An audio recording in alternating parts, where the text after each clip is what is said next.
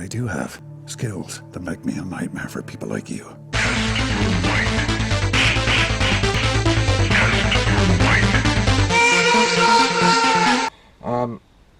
So I sent, this is the correspondence I sent to, who did I send? I sent it to info@enforcement, and I sent it to appeals@newzealandenforcement.co.nz. Greetings to all.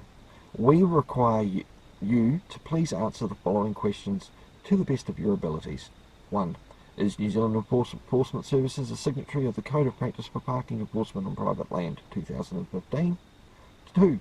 Are you aware that the number currently displayed on your website, see here, and I show them the picture, from the 8th of March, is referencing a private residential number?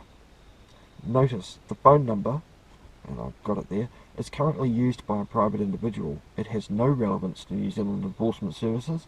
We suggest removing it as this breaches the individual's privacy. 3. Is this civil or criminal? As infringement notices under the Summary Proceedings Act 1957 Section 27, as they are a Schedule 1 offence.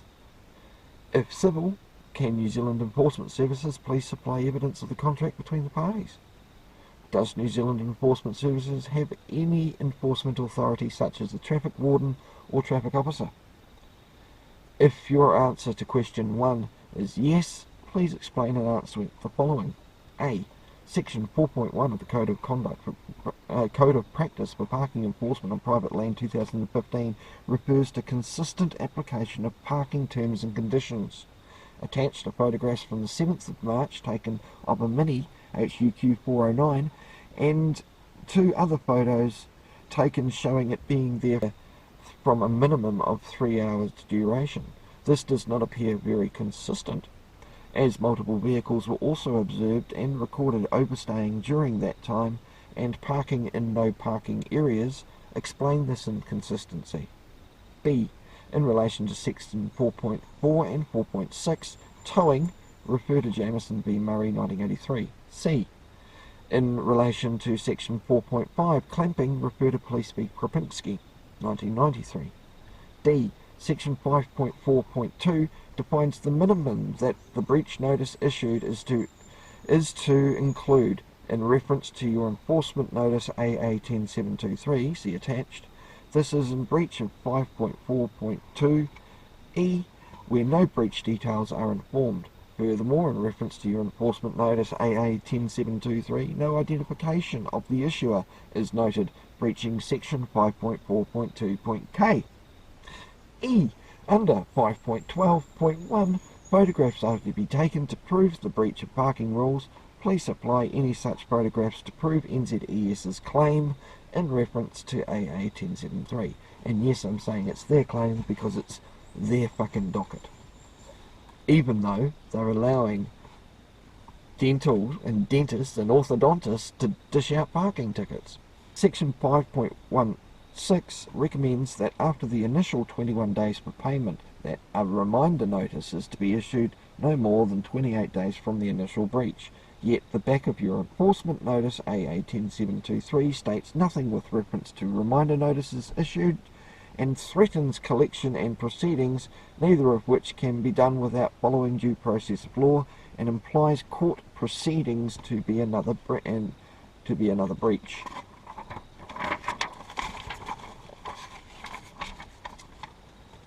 Of course, we would be happy to accept your claim for value, provided proof of claim, jurisdiction and authority can be established, and if New Zealand Enforcement Services is unable to do so, we would require a hearing to discuss New Zealand Enforcement Services allegations and find resolution. We attach a passage from consumer.org in relation to NZES and David Van Dam being successfully prosecuted against the Serious Fraud Office in 2015. I'll make a correction there. That's my error. See, when I'm wrong, I'll say I'm wrong. I actually meant to say 2005. I just put 2015 there. Reason being is because I was getting that confused with 2015, which is the date for the code of the code of practice for the private enforcement. So yeah, simple mistake. Don't get bent out of shape about it, eh? Alright, so what I mean to say is David Van Dam being successfully prosecuted by the Serious Fraud Office in 2005.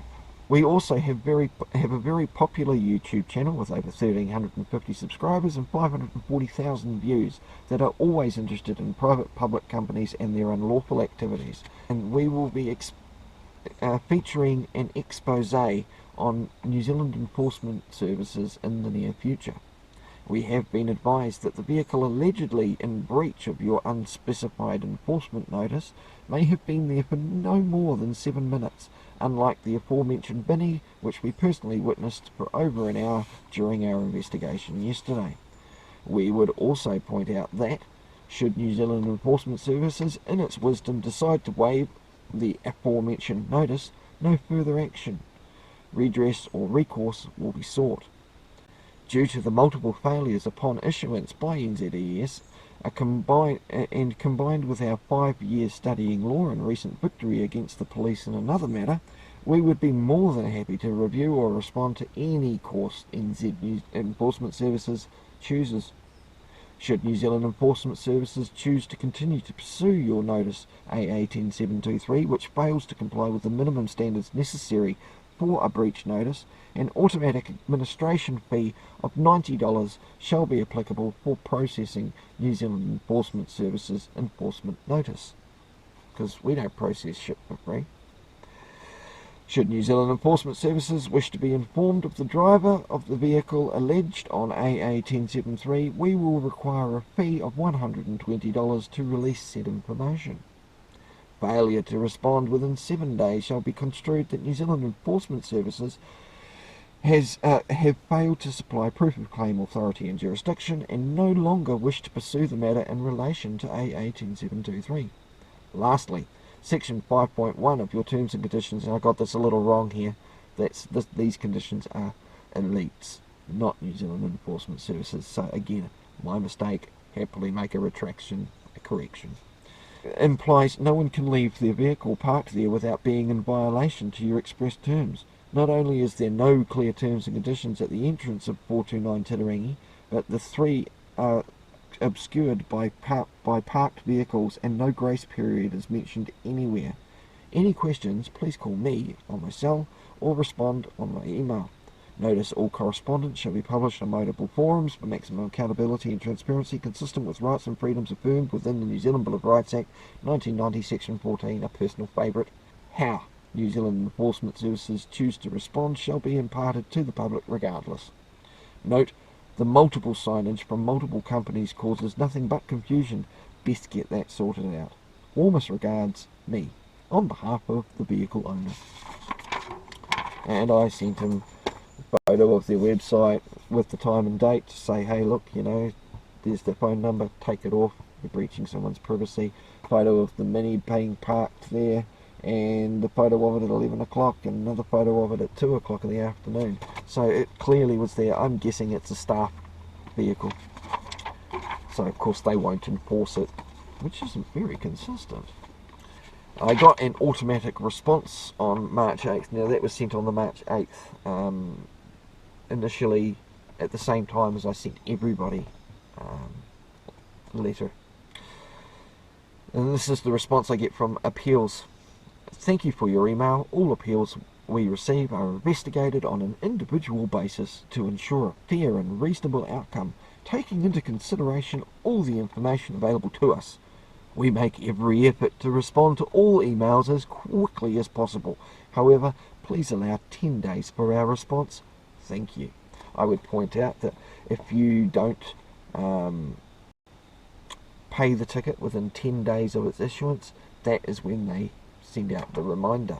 So, and yet they expect you to give them 10 days to respond. Not likely.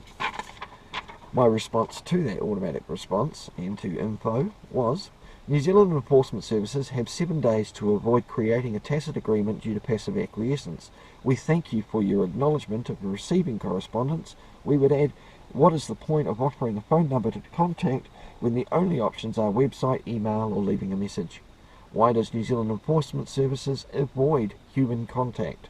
Publication will be forthcoming. Okay, then on the 10th of March, 2 days later, David Van Dam himself gives me a nice little email. 10:06 p.m. God, I hope it didn't keep you up late at night, Dave. Hello, Mark. Thank you for your email. For the avoidance of any doubt or confusion, New Zealand Enforcement Services does not consent to any tacit agreement due to passive acquiescence. We note that Enforcement Notice AA 100723 is yet to be added to our database by our client, the legal tenant of the subject property. Therefore, we are not able to take any further enforcement action until such time as it is logged with us. In response to your questions, I can confirm that New Zealand Enforcement Services is not a signatory of the voluntary, we know this, Code of Conduct for Parking Enforcement. The signatories of this Code of Conduct is currently limited to commercial car park operators. And there's only about 5 or 6 of the fuckers anyway. As far as the documents that I refer to and stuff, I'm going to be uploading them all onto Google Drive and posting links in the description. So if you need these codes of conduct and codes of practices, you'll be able to access them. All for letting it out there and letting people know. I always do my best to hide any private personal details, and if some poor little creature has a problem with their face being shown in a public place, more than happy to use face blurring technology, but you won't be getting that video taken down anytime soon. Just letting you know. Been round that roundabout many times. The phone number was originally our fax number, which was subsequently found to have no usage or demand, and was therefore removed from our account. Our client at the subject property issued a very limited volumes of notices, so it is the client that's issuing them. Therefore, the notice book they hold is obsolete stock, which will be replaced immediately. I'm guessing right now David's thinking that number's on the dockets, whereas I'm pointing out that it's on the website. You need to remove it from the website. So, again, I think he's the one that's suffering from some sort of confusion, not me. This is a civil matter. We have no jurisdiction or authority to issue infringements or fines. Yeah, that's why the fees. We and or our clients can only issue breach notices of enforcement notices to vehicles parked on private property which are in breach of the conditions of parking displayed on the subject property. Parking conditions. Didn't see any. Just saw a sign saying tow away. As this notice has not yet been logged in our database, we are unable to provide any evidential documentation at this stage. Not that it would matter, because the notice is invalid anyway. I can confirm that we have no jurisdiction or authority, knew that to begin with, to issue infringements or fines. In fact, it's illegal to pose that you do.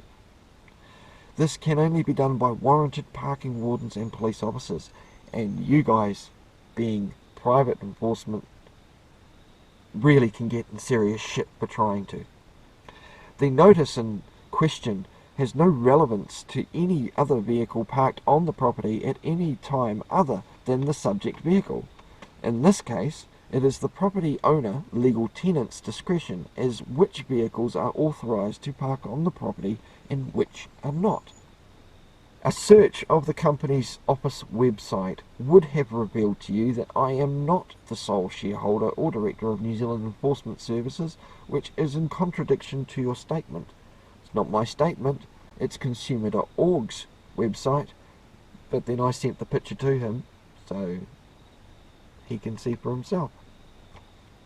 As to my conviction of some 12 years ago, again my bad, I said 2015, it should have been 2005, or any other personal matter relating to myself for that matter, not that this bears any relevance to the issue of vehicle parking on private property without authority at 429 Titirangi Road, contact me directly, and he gives me his private cell phone number to discuss this further if you wish. Why the fuck do I care about your life? Or would I want to ring you? But I appreciate that. Now here is my response to David on March the 11th. Greetings, David. You're welcome for the email. He did say thank you. However, you appear to be confused on the points we have raised in the previous correspondence to New Zealand Enforcement Services, SuperValue, DMOP and Village Dental. Allow us to clarify. New Zealand Enforcement Services consent is not required for a tacit agreement to be formed. The fact that you have responded within the specified time allotted has avoided this. It's why I do it, is to get you guys to respond back to me. If you shut up, you agree with me. That's how it all works, people. Silence is passive acquiescence, or to simplify, silence is consent. This way, we generally can ensure responses, as you have done in this case. Many thanks. We doubt very much you obtain consent from any registered owner of any vehicle your company issues an enforcement notice to.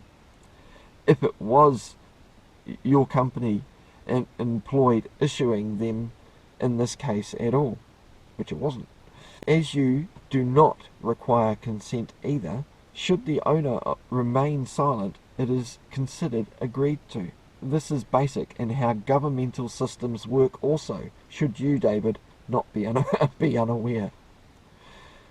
As Notice AA 10723 is dated 6th of March 2018, and given the time for appeal is 7 days, now 5 days since issuance, how can New Zealand Enforcement Services give a 7-day appeal timeframe, yet not even have details in its system? By your response, are we to believe that it is not New Zealand Enforcement Services staff issuing notices, but the actual businesses, your clients, and their staff or management? You refer to subject property several times. Whom is the subject? Village Dental or DMOP? SuperValue, of the only business with actual terms and conditions posted anywhere at the site address noted, have confirmed that they do not and have not enforced parking restrictions for some time for their parking spaces, which has also been confirmed now by Elite Parking Services, SuperValue's enforcement service provider. As you do not have AA 10723 entered in your system, is it up to DMOP or the Village Dental to submit this to you? At whose discretion? Who is the claimant? What evidence or first-hand witness can be provided to support onus probandi or burden of proof? As the registered owner has the presumption of innocence and may only be liable upon conviction, we would require evidence of contract between parties, and know of no such contract existing. Can you provide evidence to the contrary? Can New Zealand Enforcement Services access the Motor Vehicle Registrar, being that it is not a signatory of the Code of Conduct according to yourself, David? You appear by your comments with regards to the phone number to be in error and confused there also. We brought this to your attention as it is currently a private phone number we suspect reused. We called this number as it appears on your website, not an old notice book your clients may be using. So to be crystal clear, remove this private number from your web page, okay? We were having no success with your 0800 number listed making contact with anyone. The 0800 number offers the options to give private personal information before anything happens, or respond in writing again with private personal information and await New Zealand Enforcement Services appeals decision. As mentioned previously, the notice has no identifiable breach noted, no issue as identification, no mention of any reminder, and implies debt collection 21 days from the issued date. We are curious if it would make it to your database by then. The notice refers to subject property, which is not defined. Is this the site address? Given the notice fails a minimum standard of information required to fully and fairly inform the owner or driver of the alleged violation, it should be revoked, dismissed, waived forthwith. New Zealand Enforcement Services does not have any terms or conditions posted anywhere at the site, address, or wherever the subject property may be. We suggest that as this notice is not entered into its database, that it remains that way, and New Zealand Enforcement Services continue to take no further action in regards to this matter. If able, please supply the name of whom you believe the offender or violator to be. Do you, David, know who the owner of the subject vehicle is? How was this information obtained? How do you, David, propose ascertaining the details of the driver? Does NZES have any first-hand knowledge of this allegation? As for your company's office website comment, we have no wish to look further into this. We quite frankly could not care. Perhaps you did not see the snapshot of the Consumer.org web page showing where you were referenced, as upon our due diligence we have discovered the previous criminal convictions of yours. We found it prudent to ensure businesses using your services currently be informed, given the fraudulent practices by parking companies that have been published overall, along with the somewhat questionable practices in regards to this particular notice currently. Either way, if we have made an error or in contradiction, our most humblest apologies. We do our best to get our facts straight and not use assumption or presumption. Thank you so much for your direct cell number. Is this a company number or private? As we have mentioned that all correspondence shall be published, we would not wish to breach any individual's privacy or upset any sensitive creatures. Should New Zealand Enforcement Services choose to pursue this matter further, we would be happy to see you, David, and New Zealand Enforcement Services at Disputes Tribunal, although it would not seem financially liable to do so for New Zealand Enforcement Services, we would think.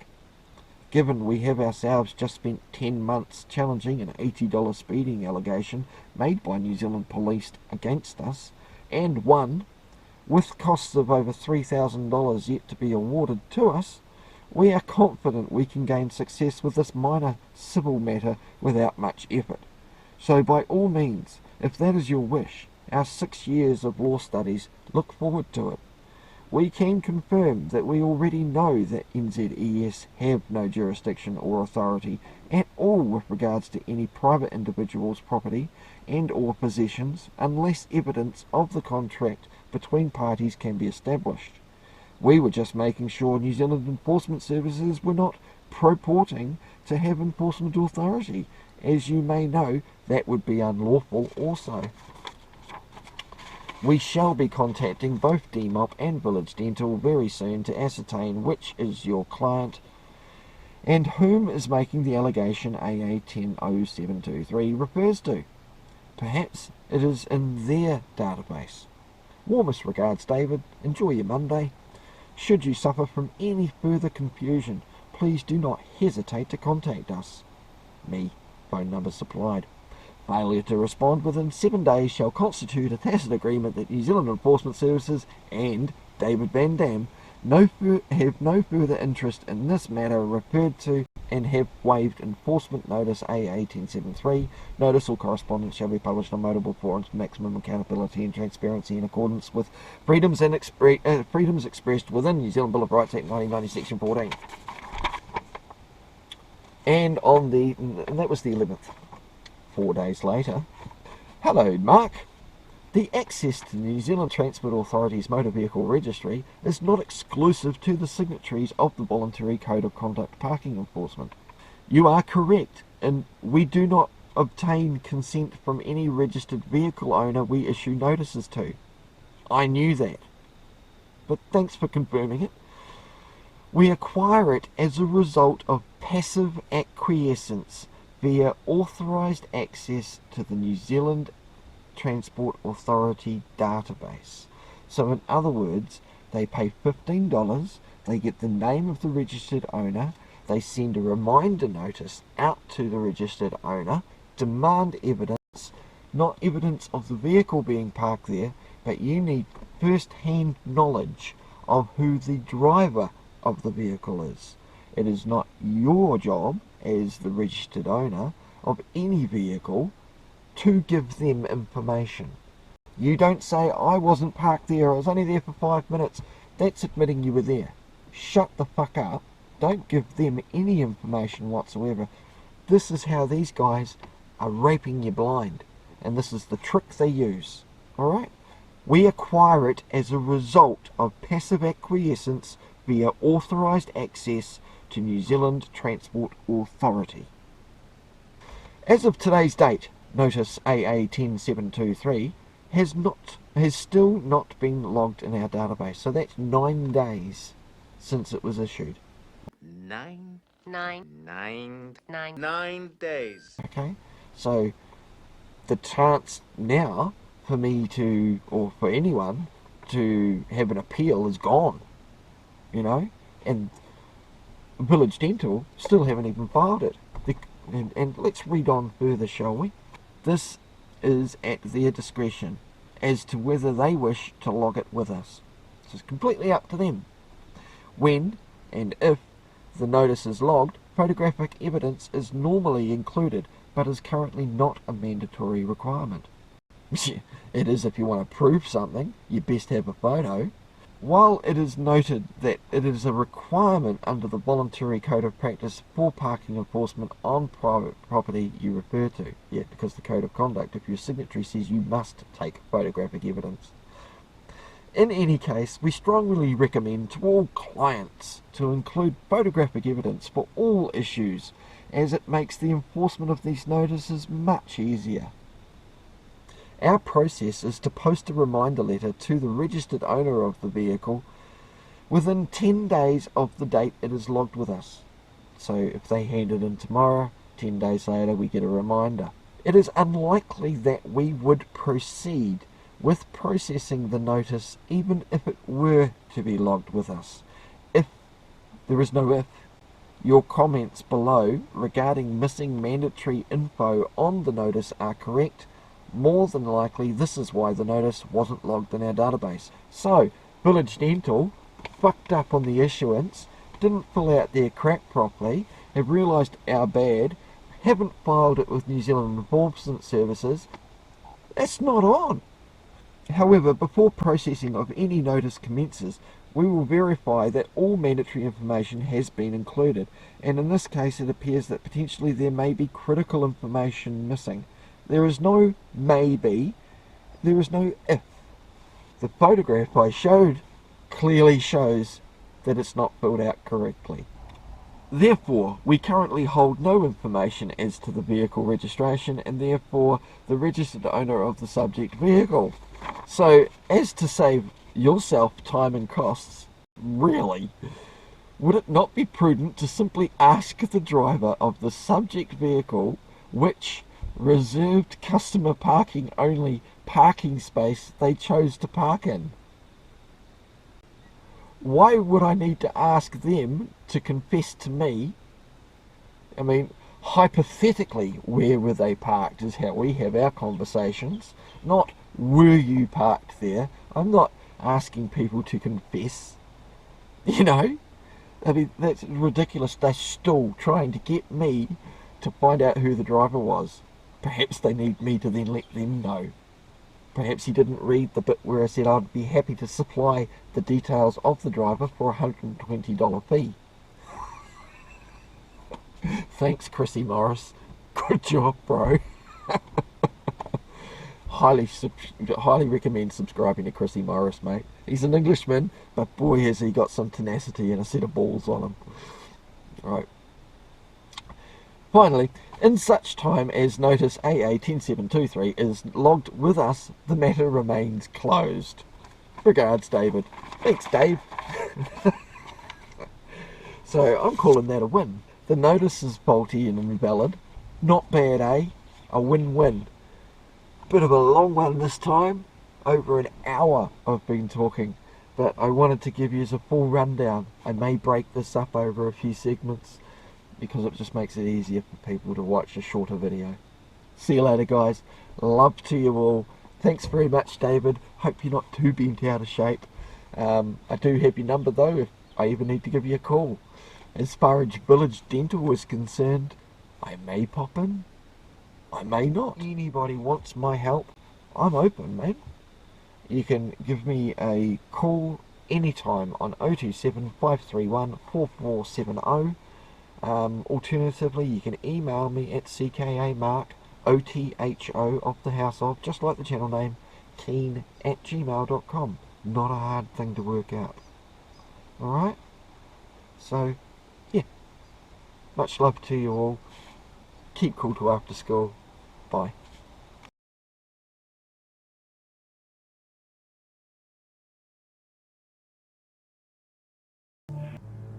I will look for you. I will find you.